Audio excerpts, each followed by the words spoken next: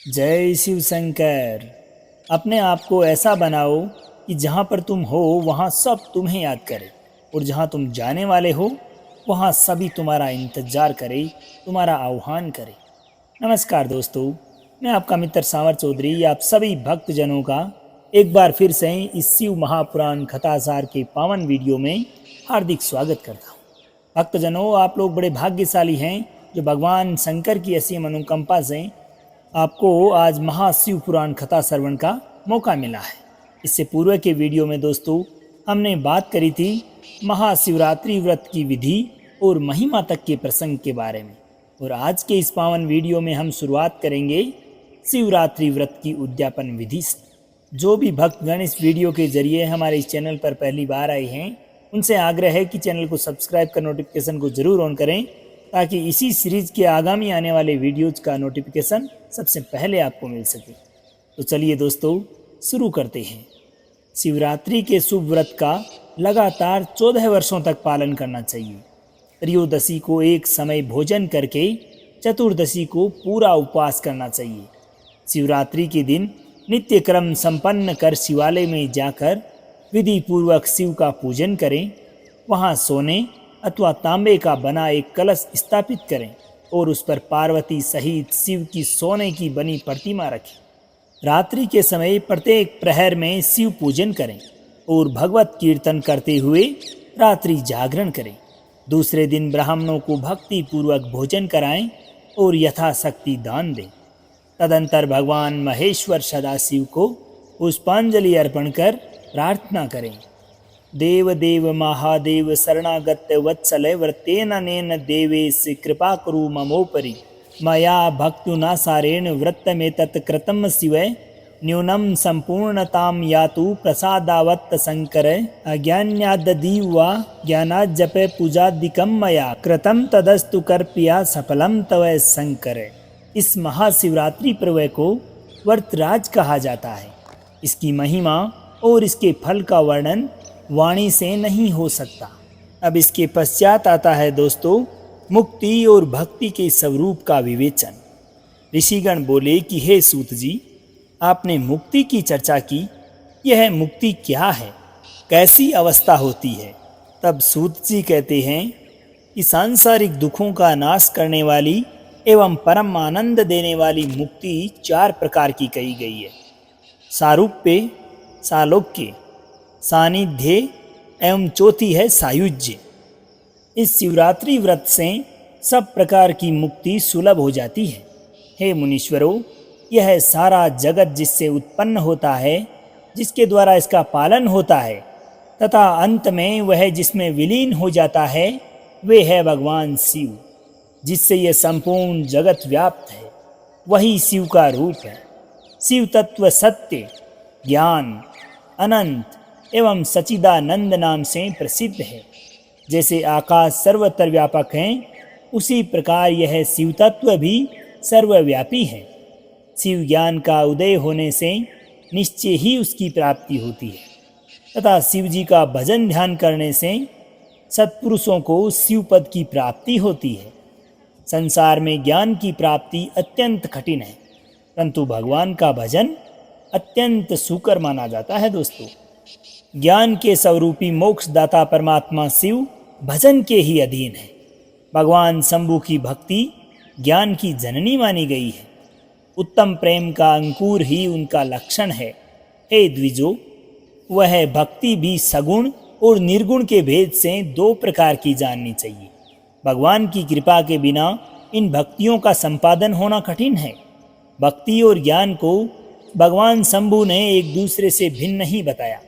जो भक्ति का विरोध करता है उसे ज्ञान की प्राप्ति नहीं हो सकती। भगवान शिव की भक्ति प्राप्त करने वालों को शीघ्रतापूर्वक ज्ञान प्राप्त हो जाता है।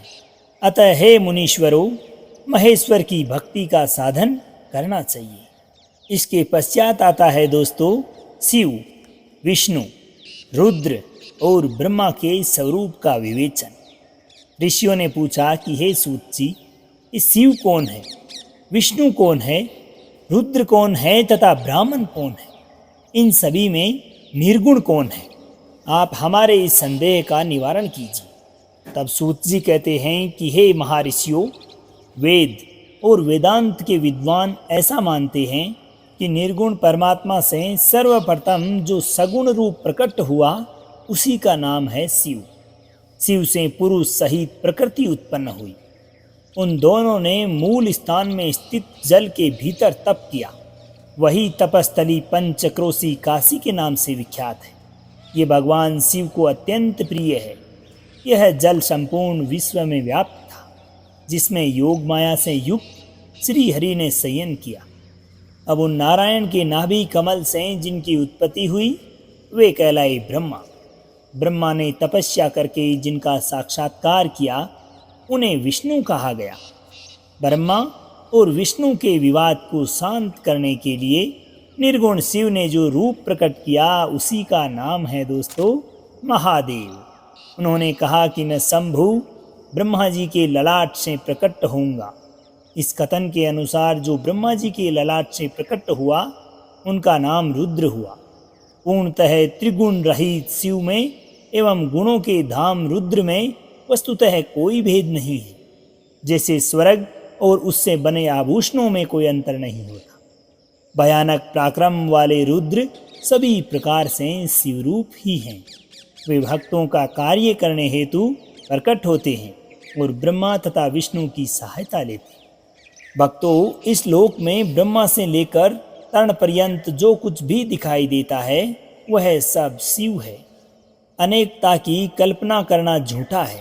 शंभु को ही वेदों का प्राकाट्यकर्ता और वेदपति कहा गया है। वे ही सब पर अनुग्रह करने वाले साक्षात शंकर हैं। कर्ता, भर्ता, हर्ता, साक्षी तथा निर्गुण भी वही है। उन शिव का कोई उत्पादक नहीं, उनका कोई पालक तथा संहारक भी नहीं है। वे स्वयं सबके कारण है। यह उत्तम शिव ज्ञान यथार्थ रूप से कह दिया गया। इसे ज्ञानवान पुरुष ही जानते हैं और कोई नहीं। इसके पश्चात आता है दोस्तों शिव संबंधी तत्व ज्ञान का वर्णन और उस वर्णन की महिमा। सूत जी कहते हैं कि हे ऋषियों, मैंने शिव ज्ञान जैसे सुना है उसे बता रहा हूँ। यह अत्यंत गोपनीय और परम मोक्ष स्वरूप है। संपूर्ण जगत शिवमय है। जीव भगवान शिव का ही अंश है, परंतु अविद्या से मोहित होकर अवश्य हो रहा है और अपने को शिव से भिन्न समझता है। अविद्या से मुक्त होने पर वह शिव ही हो जाता है। जैसे अग्नि तत्व प्रत्येक काष्ठ में स्थित है, परंतु जो उस काष्ठ का मंथन करता है वही असंदिग्ध रूप से अग्नि को प्रकट करके देख पाता है। उसी तरह जो बुद्धिमान यहाँ भक्ति आदि साधनों का अनुष्ठान करता है उसे शिव का दर्शन प्राप्त होता है। सर्वत्र केवल शिव है, शिव है, शिव है, दूसरी कोई वस्तु नहीं। वे शिव भर्म से ही सदा नाना रूपों में भासित होते हैं। शिव तथा संपूर्ण जगत में कोई विभेद नहीं है दोस्तों। जैसे एक ही सूर्य नामक ज्योति जल आदि उपाधियों में विशेष रूप से नाना प्रकार की दिखाई देती है, उसी प्रकार शिव भी हैं। जैसे आकाश सर्वत्र व्यापक होकर भी स्पर्श आदि बंधनों में नहीं आता, उसी प्रकार व्यापक शिव भी कहीं नहीं बंधते। अहंकार से युक्त होने के कारण शिव का ही अंश जीव कहलाता है। उस अहंकार से मुक्त होने पर वह साक्षात शिव ही है। जिस प्रकार से एक ही स्वर्ण चांदी से मिल जाने पर कम कीमत का हो जाता है, उसी प्रकार अहंकार युक्त जीव अपना महत्व खो बैठता है। जो शुभ वस्तु को पाकर हर्ष से खिल नहीं उठता, अशुभ को पाकर क्रोध या शोक नहीं करता तथा सुख दुख आदि सभी द्वंद्वों में संभाव रखता है, वही ज्ञानवान कहलाता है। आत्मचिंतन तथा तत्वों के विवेक से ऐसा प्रयत्न करें कि शरीर से अपनी पृथकता का बोध हो जाए। मुक्ति की इच्छा रखने वाला पुरुष शरीर एवं उसके अभिमान को त्याग कर अहंकार शून्य एवं मुक्त हो सदा शिव में लीन हो जाता है। आध्यात्म चिंतन एवं भगवान शिव की भक्ति ये ज्ञान के मूल कारण है दोस्तों। जो अनन्य भक्ति से युक्त होकर भगवान शंभु का भजन कीर्तन करता है, उसे अंत में अवश्य ही मोक्ष की प्राप्ति होती है। अतः मुक्ति की प्राप्ति हेतु भगवान शंकर से बढ़कर कोई दूसरा देवता नहीं है। उनकी शरण लेकर जीव हमेशा हमेशा के लिए इस संसार बंधन से मुक्त हो जाता है। ब्राह्मणों, तुमने जो कुछ पूछा था वह सब कुछ मैंने तुम्हें बता दिया। इसे तुम्हें प्रयत्न पूर्वक गुप्त रखना चाहिए। ऋषि बोले कि आपने शिव तत्व संबंधी परम उत्तम ज्ञान का श्रवण कराया है, उसकी कृपा से हमारे मन की भ्रांति मिट गई। सूत जी बोले कि यह शिव विज्ञान भगवान शंकर को अत्यंत प्रिय है। यह भोग और मोक्ष देने वाला तथा शिव भक्ति को बढ़ाने वाला है, जो कोटि रुद्र संहिता के नाम से विख्यात है। जो भी पुरुष एकाग्रचित होकर भक्ति भाव से इस संहिता को सुनेगा अथवा दूसरों को सुनाएगा, वह समस्त भोगों का उपभोग करके अंत में परम गति को प्राप्त होगा। दोस्तों, ये था शिव संबंधी तत्व ज्ञान का वर्णन और उसकी महिमा। आज के इस वीडियो में हम यहीं तक चर्चा करेंगे। दोस्तों, अगले वीडियो में हम बात करेंगे उमा संहिता के बारे में, जिसमें भगवान श्री कृष्ण की तपस्या तथा भगवान महाशिव पार्वती के वरदान की प्राप्ति की घटना का प्रसंग मिलता है। भक्तजनों, उम्मीद है कि आपको ये वीडियो पसंद आई होगी। अगर वीडियो पसंद आई हो तो इसे अपने सगे संबंधियों, मित्रों तथा माताओं बहनों के साथ में भी जरूर साझा करें, ताकि इस महाशिव पुराण कथा सार से मिलने वाला सुख उन्हें भी प्राप्त हो सके। तो अब आज्ञा दीजिए आपके मित्र सांवर चौधरी को। मिलते हैं अगले वीडियो में श्री कृष्ण की तपस्या तथा शिव पार्वती के वरदान की प्राप्ति के प्रसंग के साथ। तब तक के लिए खुश रहिए, मुस्कुराते रहिए, जीवन में आगे बढ़ते रहिए और प्रेम से बोलिए श्री राधे राधे।